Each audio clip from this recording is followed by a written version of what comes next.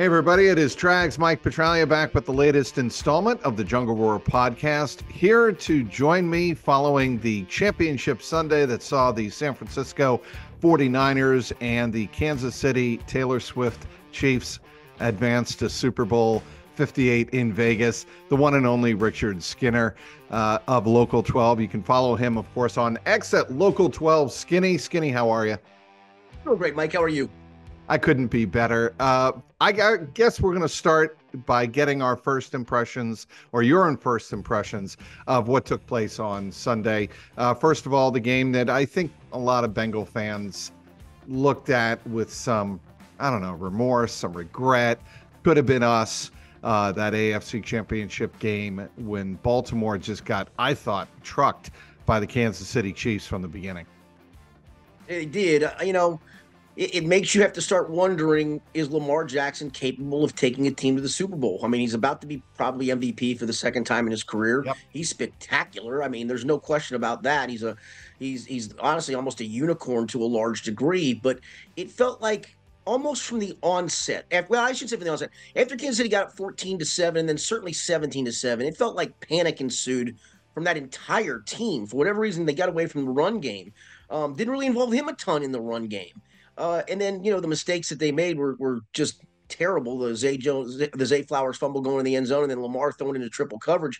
Yep. And again, it has to make you wonder. He's won 2 career playoff games, one of them this year. I mean, the path was there for Baltimore to go to the Super Bowl. I think you would agree with this, and most people watching. Baltimore was clearly in the regular season the most complete team in the NFL, the best team in the NFL. Yep. But for whatever reason, Lamar in the playoffs is a different guy, and I don't seem to understand why. So I want to counter that, Skinny, by pointing out the second half of the Houston Texans game, because I was fooled. I saw the second half of the Texans game, and even the first half. Look, the Texans got on the board because of a kick return touchdown. Right. But in that game, that second half, Baltimore dominated, and you're like, that's the Baltimore team we expected to see heading into the playoffs. They're going to hit their stride. They're going to do enough in the championship game against Kansas City, going on the road.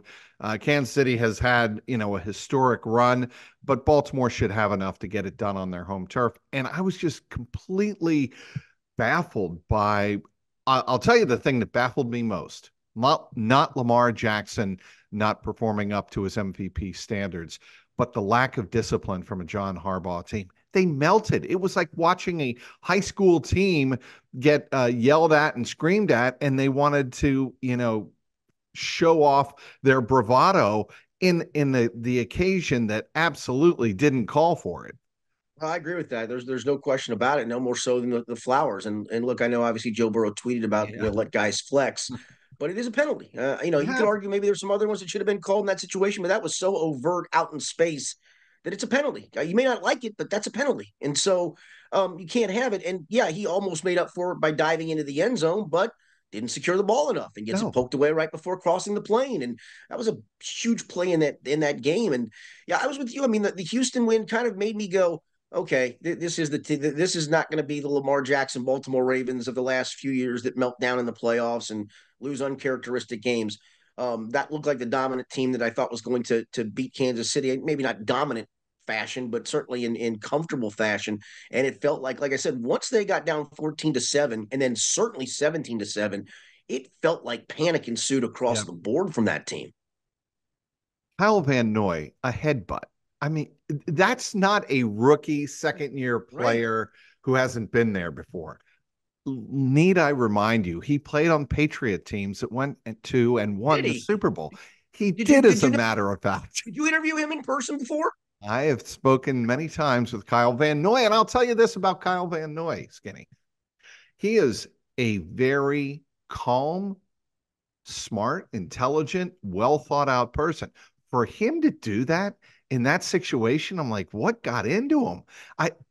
And then to that point, Mike, that was such a huge play too, because there's a real possibility they back them up. They get a chance to use their timeouts. They get the ball back with maybe not a short field, but certainly no more than at probably their own 40, no worse than their own 40, and a chance for them to go down and get points before the half and maybe make it 14-10, 14-14, and the opposite ensued because of that penalty, in part because of that penalty. And then the next play, the very next play, I believe it was, the hands to the face. Look, Yes. I'm all about let them play. And sometimes I think the quarterback obviously gets protected to a fault in the NFL. That was clearly that would have been a personal foul in the 1970s. I tweeted it, Skinny. That No, was, you're right. It would have been. It was a decapitation almost. I mean, I just didn't understand where that was coming from the Ravens for a team that had a dominant regular season, looked like the best team in the NFL. And this is the team. That's why I think if the Bengals can get their stuff together in the offseason, I think they can march back up to the top of the AFC North. I think there's a path there, as we like to say in today's vernacular. There's a path there. They're going to have to do the right things. They have to build the defensive line. They have to probably replace Jonah Williams there and obviously have to address the Tee Higgins issue. But when I watch the Ravens on Sunday, I'm like, okay, they're not invincible. They're beatable if you do the right things. Yeah, and maybe there's a blueprint of saying, you know what, we are going to stack the box, and we are going to tell you you're not going to run the football. And that was the other thing that surprised me is how they let Kansas City dictate what they were going to do offensively. And all season long, they said, no, here we come with our run game. And they didn't involve Lamar as much, but they still involved him some. And there was still the threat of Lamar pulling it and getting out on the perimeter. You still have to honor that. And they got completely away from that. They literally let Steve Spagnuolo dictate to them. Then he got him in third and longs. We know he loves to blitz in third and longs, and he blitzed him into submission for the most part. So, maybe there's also a blueprint there that says, hey, you know what? Line up, play man on the back end. Yeah, they got Zay Flowers, and yeah, they got great tight ends. But put some heat on. Go after these guys. Show them on first down. They're not going to run the ball. You're going to get them in second and longs, and maybe the blueprints now they're out there for that. It really makes me appreciate what Lou Anarumo did in obviously the AFC title game they won in overtime in Kansas City, but even last year's AFC Even last year. championship, Skinny, they made the adjustments and they made the Chiefs uncomfortable on Kansas City's own home turf. And Lou Anarumo is going to be back. He's going to be the defensive coordinator. They're going to have to make, as we said, some adjustments to the defensive personnel in the offseason, but it does give you hope as a Bengal fan that, hey, look, the Bengals were able to put up a much better show on the road than the Ravens were at home. Yeah, the flip side though is, it's Kansas City is certainly the king at the moment, and they're in almost mini dynasty mode at the moment, and they've still got that guy playing quarterback, and it does make a difference. They've Danny Reed's credit, he's been really adaptable, right? He's gone from Yep. the wide open, throw it down the field to Tyreek Hill to we're gonna have to run the ball a little bit more with Isaiah Pacheco and maybe lean on our defense. And that defense was really good statistically all season long, and certainly in the big moment on Sunday was really good. Extraordinarily adaptable is what they are, and that's the thing that's still a little tough is this thing still goes through Kansas City until it doesn't. He is Richard Skinner. Follow him on X at Local12 Skinny. All right, the NFC Championship, real quick, and then we'll get back to the Bengal priorities. This is a San Francisco team that was really questioning themselves after the Bengals handed them a 31-17 loss out in Santa Clara back in October. And at that time, I think a lot of us felt like, well, the Bengals are rising back up, not only to the top of the AFC, but to the top of the NFL, one of the 3 or 4 best teams in the NFL if Joe Burrow's healthy. What did you take away from that NFC Championship game, a game the Lions led 24-7, and I thought pretty much was theirs to lose? Obviously, the main narrative was the Dan Campbell decision making, and I get it. I get the aggressiveness, but to me, again, I know people want to not have gut decisions anymore. That you go by the numbers and you go by the advanced metrics and all those things when to go for it, when not to. But my gut tells me up 14, kick a field goal, make it 17, and make it a 3-score game, and take the momentum away. It's not automatic. It was going to be a 40 some odd yarder, but that was probably a more prudent decision. And then the decision to go for it instead of kick for the tie. Listen, I get he's aggressive. It's what he's done. It's what he's kind of built the foundation on. All those things. But the other part to it is Brock Purdy's really good. I think for once and for all, we can, game manager always has that negative connotation, right? Trent Dilfer was just a game manager. When Jeff Hostetler was a game manager, I guess, to some degree. Game managers can also Tom Brady was a game manager. I'll be He honest with was, you. He knew and it. there's no offense in saying that, Skinny, Correct. because if you look at Patriots 1.0, the Dynasty 1.0, he relied on the defense, and that Patriots defense was among the very best in NFL history, right up there with the 2000 Ravens, 86 Bears, you name it, or 85 Bears, you name it. That Patriot defense was what defined the culture of that team, and Brady made sure he didn't turn the ball over, and he was exceptionally good at that. Obviously, Brady, the Patriots 2.0, that was a different story. But yes, there's nothing wrong with saying that Tom Brady was a game manager in the first part of that dynasty. Yeah, no question. And Purdy made plays in this game too. On top of it, that's what Brady would do. When Brady needed to make a play, Yep. Tom Brady could go make a play for you, make multiple plays. I think that's where Brock Purdy is, because that was a clear chance to melt down. Right? I know your season's on the line, but you're down 17, and I know it's at home, but you're down 17.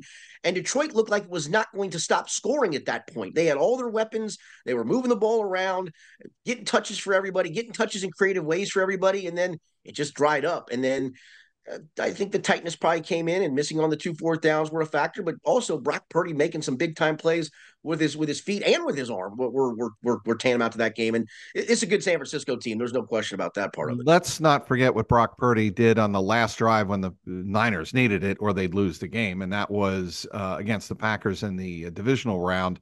He drove them right down the field, got the game-winning touchdown. I like Brock Purdy a lot in terms of. And we saw him at his worst, right, Mike? In the San Francisco game, he was probably at his worst when they played the Bengals. He provided maybe Jermaine Pratt's second most famous play of all time. The most famous is going to be this interception to seal the Raiders playoff, the win over the Raiders in 2021. But the second biggest play that I think of Jermaine Pratt's career was that one-handed pick. That was an amazing play. No question about it. And, there was some questioning of Brock Purdy after that game of, is this is the cute story of Brock Purdy about to die? Was it just a small enough sample size that now the league's figured him out? And boy, oh boy, I mean, here he is in the Super Bowl, and it's proving that he is a very period end destroyer, however you want to label him. He's a very good player. Happy Super Bowl to all who celebrate from FanDuel, America's #1 sportsbook. FanDuel has so many ways for you to end the season with a W. Not only can you bet on who will win Super Bowl 58, but FanDuel also has bets which players will score a touchdown, how many points will be scored, and so much more. New customers join today, and you get $200 in bonus bets if your first bet of $5 or more wins. Just visit FanDuel.com/Boston to sign up. That's FanDuel.com/Boston. Make every moment more with FanDuel, an official sportsbook partner of the NFL. All right, let's get back to the Bengals now, Skinny. And there are 2 bowl games this week in which NFL executives get to kind of evaluate talent, if you will, and kind of start really ramping up their evaluations of not only seniors, but select juniors coming out for the NFL draft and what kind of talent will be there. I already mentioned to you kind of the priorities that I think the Bengals are going to place on the draft coming up and in free agency. I think the interior defensive line, they got to come up with 2 to 3 bodies there. Also, you've got to address the wide receiver position with Tee Higgins, and you've got to address probably the tight end and right tackle with Jonah Williams. Of all of that I just mentioned, Skinny, where would you start? Well, I think you start with the decision on what you do with Tee Higgins, because that allows you to understand where your money's going to go. If you're going to go ahead and tag him, it's going to be a 20 million plus tag. So that's going to take a chunk of money away. And if you decide not to, if you decide, hey, we've got to spend elsewhere, we've got a chance to spend elsewhere, and you decide not to tag T, I think we both agree that they're going to tag T, but let's just say the decision is not, then you can allocate your money, obviously other places for the spots you talked about. When it comes to the draft, I just don't want to spend the first round. I have this question comes up to me all the time. It came up to me actually I was in a Kroger liquor store the other day, Mike. I know that'll shock you beyond shock. And a guy who was there, a very nice guy, he said to me, he was giving out samples, and of course I don't pass down samples. But anyway, he said, when are they going to draft offensive lineman to protect Burrow? I said, I'm not of the ilk of I'm not, maybe in rounds 2 through 5, maybe, but I just don't want to spend first round capital on it. it's too big of a crapshoot to me. So yes, the decision to me starts with what do you do with Tee Higgins, and then if you yes. opt to decide to say, you know what, we are going to go to the free agent market at right tackle. Is it maybe you resign Jonah Williams if the price is right? I don't think it will be, and I don't think that's going to happen. Or do you go, all right, let's go find a guy for 3 years and X millions of dollars? Or do you go the 1 year Riley Reef route? It is a big question mark, but I would rather it's my own personal preference. I think you're seeing it across the board in the NFL. Doesn't mean there can't be really good first round linemen. Penei Sewell is going to turn out to be a long-term Pro Bowl offensive lineman, no question about that. But they feel like they're so few and far between that get me guys with NFL tape and we'll go from there. It doesn't mean you don't draft it. And honestly, Mike, even through the draft, that 2021 draft is kind of a mini disaster with what they did at offensive line. Jackson Carman, Deontay Smith. I'm not going to think I'm too bad for Trey Hill in the 6th round. It's a 6th round pick. You're not expecting that to totally pan out, but you sure expect a 2nd round guy to pan out at some point. You sure would hope a 4th round guy could at least give you some depth. And none of that has panned out to this point. So either they're bad at scouting that position, but I don't think they are, because I think it's an epidemic across the league. There just aren't enough good quality guys coming out of college, especially guys ready to play. And you need, however you want to do this, free agent or draft, it's got to be a plug and play guy at right tackle. Does Tee Higgins get done without tagging him? If he hits free agency, he's done, right? Yes, I don't think there's any way. I think the 2 part of the tag is you either get him back and or you hopefully get trade offers that are enticing enough for you to go ahead and make a deal. I don't think that'll be the case. I think if they tag him, they're going to play him. Now, the other part to that, if you're tagging him just for the sole sake of, hey, what can we get in return? Well, you also have to be willing to pay that if you don't get anything in return, because you're the one that's going to be stuck paying that tag price. So I think there are enough pieces still left in the core of this team, and probably a lot of pieces still left in the core of this team, that try to run it back one more year with as many quality pieces as you can. There's no question Tee Higgins is a quality piece, even at an expensive price. See, I think there's a possibility that if Tee Higgins wants to really does want to stay here in Cincinnati and play with Joe Burrow, I think you tag him and then see if you can still negotiate a long-term deal. Make one more offer. I think that'd be difficult just because of the agent, and we saw what took place with Jesse Bates. The other part to it as well, you're hoping T plays great, right? You're hoping he helps you go to a Super Bowl and win a Super Bowl, and he would be that happens, he would probably be a big part of that. At that point, then his market price is going to go way up for free agency. And so it's kind of a win-win, lose-lose to some degree because of what you're paying for the tag price. But I think they do just, again, get as many pieces back as you can and run it back with the guys you got, because they've proven they can win. You know what I didn't mention in terms of needs? Running back. Yeah. I mean, they have to. There is no doubt in my mind that they have to address the running back position to make it more explosive. Especially, they do have Chase Brown, and he could turn out to be one of those difference makers as a running back for the Bengals next year. That absolutely could be the case. You saw what Jahmyr Gibbs and David Montgomery did for the Lions. Perfect analogy. I mean, the Jahmyr Gibbs analogy for him is a perfect analogy, but then you need someone to play the David Montgomery role, the between the tackles guy. And I just, if you do bring Joe Mixon back, I'll be honest, Mike, I think it would be by default. The only problem is he's got that roster bonus that looms, whatever that is in March. And at that point, if he's still on the roster, that shows that they're going to have to pay the roster bonus. And then I can't imagine they kick him to the curb after that point of the game. I think they have to make that decision before then. So that's a tough, quick decision that they have to make in terms of what to do with Joe Mixon or not. I was surprised they brought him back last year. They obviously brought him back at a reduced price. And I think a lot of that, I think we would all agree, when they kind of got blindsided by Samaje Perine, they had to keep somebody around, and kind of by default, that was Joe Mixon. And Joe didn't have a great year. Didn't even have a very good year, to be honest with you. He had a good last game against a bunch of backups, but really didn't have a very good year at all. You can use whatever metrics you want. Most of the advanced metrics show that he didn't have a very good year. And it's another year of tread on the tire for him. And they want more, as you mentioned, more explosiveness in the run game. I just don't think you're going to get, 15 to 18 carries for Chase Brown. You would hope that in whatever touches, let's just give it a ballpark figure of 12 to 15 touches, and that includes him in the screen game, in the pass game. Out of those, you can get an explosive play each and every game, and I think you can. But you then also need somebody who's going to be the guy who's the pounder? And do you do that through free agency at a price tag that's higher than what you're paying Joe Mixon? Or is that somebody that you can get, somewhere again in rounds 2 through 4 of the draft, 2 through 5 of the draft? And I don't know if that would be the case. Could there be a surprise cut that we're not seeing coming down the pike? I think there could be. Yeah. So my boss last week, he said, he goes, I need something on the web. And he said, can you look and see if there's could you come up with maybe 5 surprise cuts? Well, I can only come up with 2, and they weren't even really surprising to me, Mike. And I ended up not even writing the piece because I told him, I said, dude, there's only 2 that would make sense, and I don't think they're all that big a surprise. One would be Nick Scott, and the other would be Joe Mixon. I don't really see anybody else. I know people have brought up Jermaine Pratt, but they really they can get out from under after 2024 way better than they can get out from under now. And to me, that might happen, but I don't think it happens now. I looked at a couple other guys like a Mike Hilton, but he means too much to this team, and a BJ Hill even.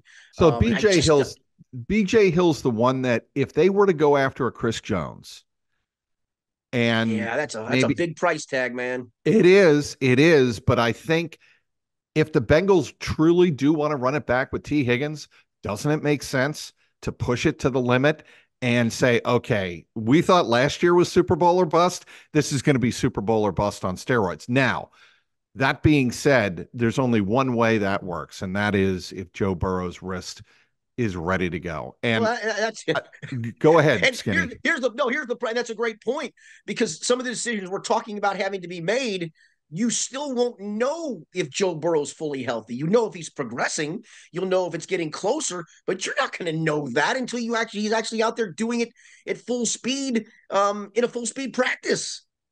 And that to me is the scary part, and that's why it's hard to be an NFL GM. It's hard to be an NFL head coach because you don't know, and you've got to make the decisions based on the unknown. However, the advantage that the Bengals have this year that they did not have last year, Jake Browning.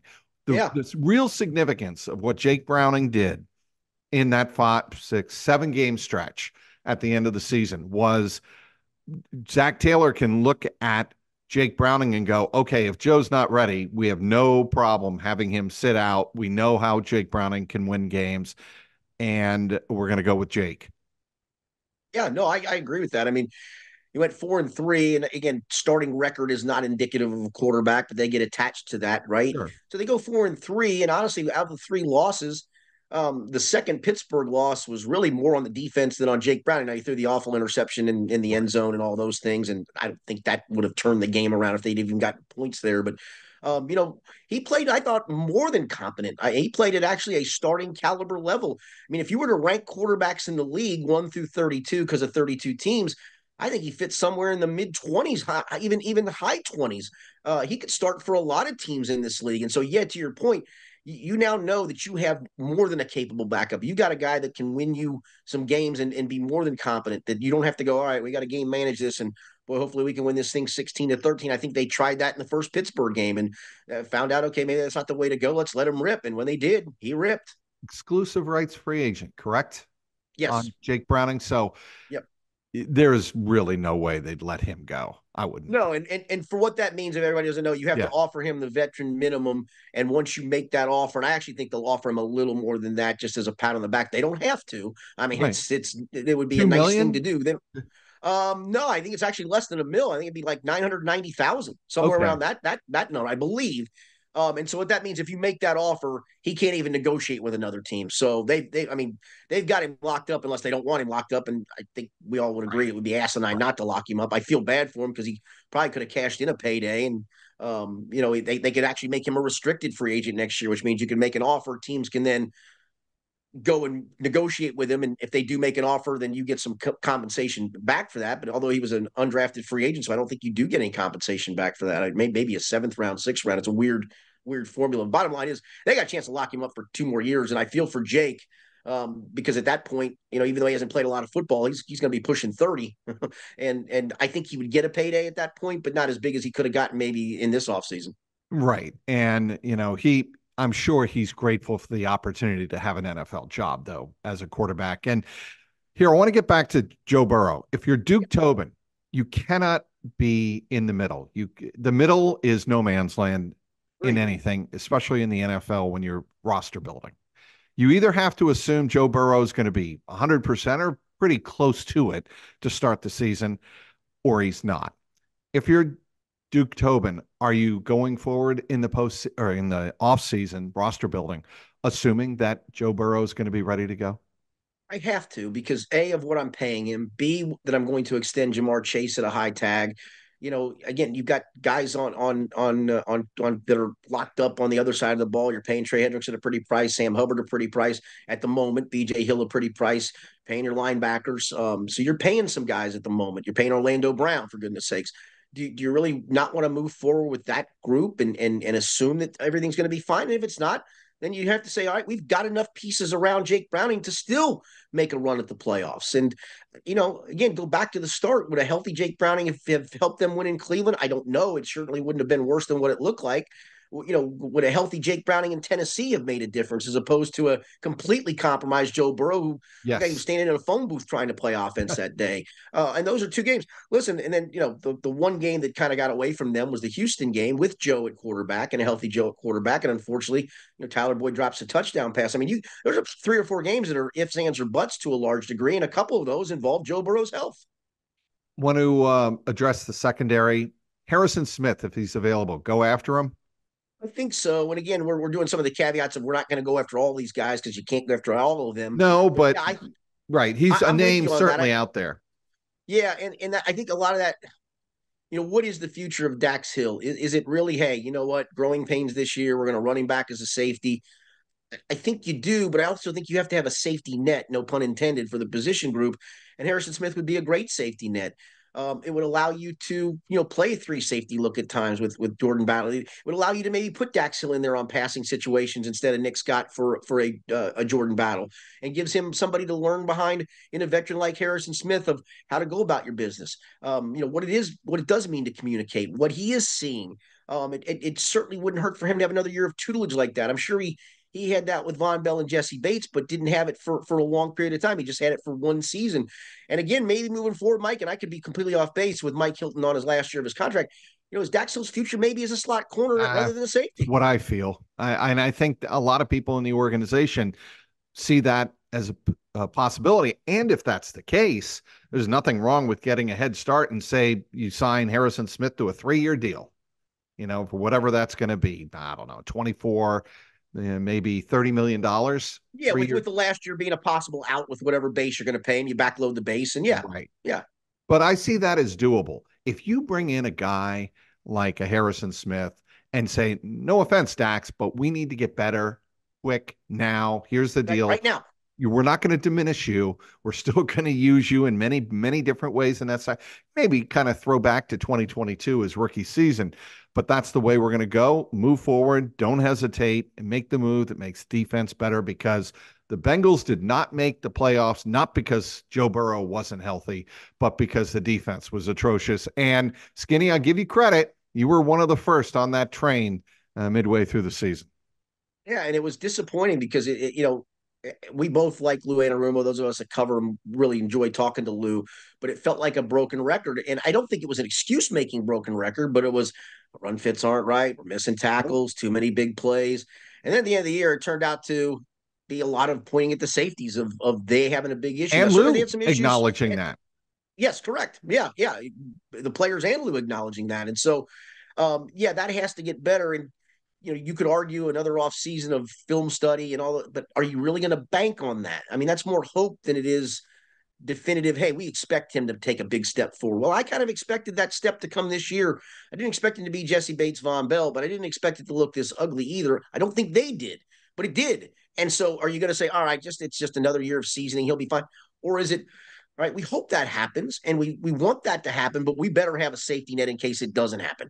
Are you going to be watching the Shrine Bowl Thursday night in Frisco, Texas, with the Star, where the Cowboys train, and the Senior Bowl on Sunday? Are you going to be taking those two games in just with a glancing eye? Senior Bowl, I usually watch those with a little grain of salt. I don't know what all can be gleaned. I know the coaches glean far more from the practice and the meeting time than they do from the game itself. But I usually tune them in. I miss, what was the one that used to be on was it Christmas Day, the East-West?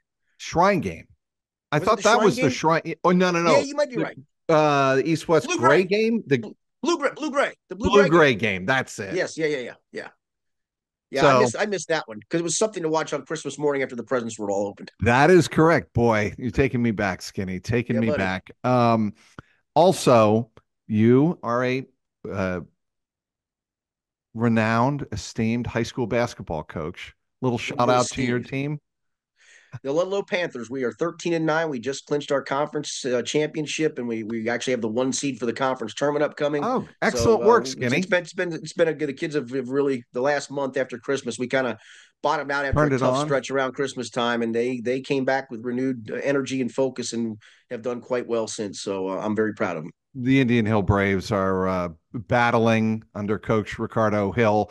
They are, I believe, in second or third place in the CHL. They're going to get to the undefeated playoffs. in that league. Yeah, Wyoming's undefeated in that league, and they play aren't they next always Saturday. in football and basketball? It's a rare season when Wyoming doesn't dominate basketball and football. You're wearing the colors. You're wearing the colors. A little time to gloat about your Joe B. Hall now. Obviously, John Calipari. Wildcats. Go ahead. Yeah, I'm as many on podcast. I'm not a big Cal fan, but I do like this team in particular. It's been fun to watch. The last week's been odd. They went to South Carolina and laid an egg and got beat by 17, and just the offense was completely flat. It was flat again on Saturday. They were missing a key cog off the bench. Rob Dillingham was sick and did not play.